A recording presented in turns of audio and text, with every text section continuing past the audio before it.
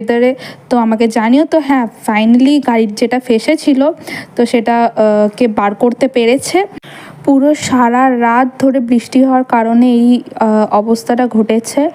তো মানে এরকম অবস্থায় আমি দেখতে বেরোবো না, এটা তো হতেই পারে না। তো একটু বেরিয়ে গেছি দেখতে, তো তোমাদেরকেও দেখিয়ে নিলাম যে কি অবস্থা। চারিদিকে জল জমে গেছে, সবার বাড়িতে জল ঢুকে গেছে।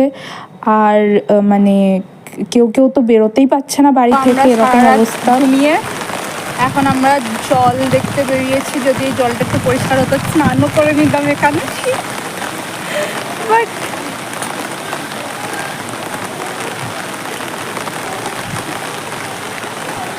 তো বেসিক্যালি এটা হচ্ছে আমাদের ঘরের সামনে বাগানের অবস্থা। পুরো জল জমে তো একাকার অবস্থা হয়ে গেছে। আর মানে একটু আগে আরও বেশি জল ছিল, এখন তো তাও একটু কমেছে।